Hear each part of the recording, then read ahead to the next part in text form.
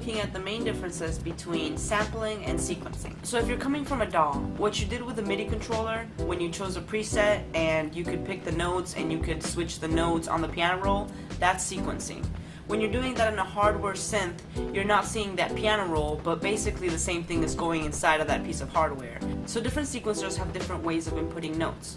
There's step sequencing, where you pick the step, you can twist the knob, and you can pick the note.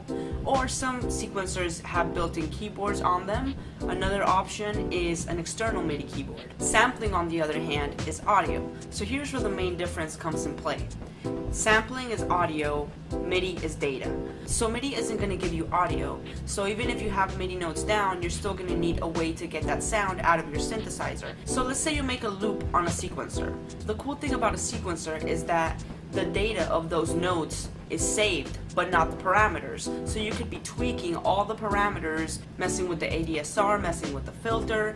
Everything is in constant change. With an audio loop, it's already pre-recorded, so there's only so much you can do to it unless you have like a really fancy sampler.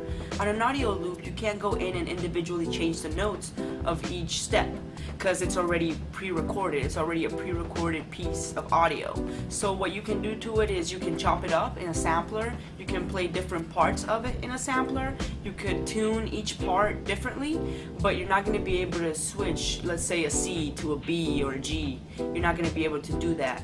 If you ever heard anyone say, I'm gonna mangle this piece of audio, that's what they're doing. They're getting that sample and they're time stretching it to make the tempo slower or faster, keep the pitch the same, or speed up or slow the pitch, and those are things that you can do with a sampler. With a sequencer, you're just inputting the data and editing the data afterwards. You can also, let's say if you have a desktop module, you can use one desktop module, layer a sequence, switch that desktop module to another synthesizer, and have that same sequence on your sequencer.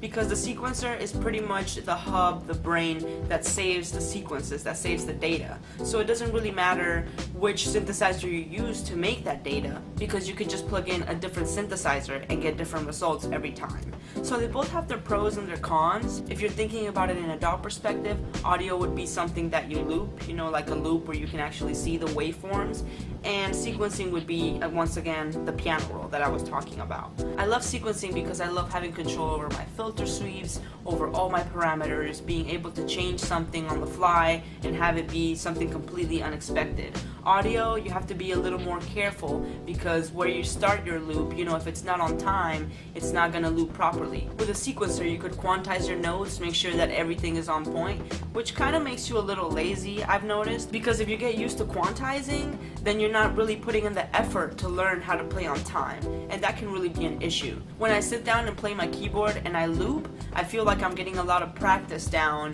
to make sure that everything is on time, because I know if I mess up, I can't go in and quantize it. Looping is definitely a skill. I feel sequencing is a lot easier to do than looping, because looping really does require better timing, better playing skills, and just more security of what you're doing. Like, you know that this is how it's gonna be, and this is how I want to achieve it. With sequencing, it's not really like that. It's just, I'm experimenting, I'm going to put this note here, I'm going to put this note here, and if I don't like it, I can just switch the note. With audio, it's just like permanent. So what you need to take away from this video is that sequencing is MIDI data and sampling is audio.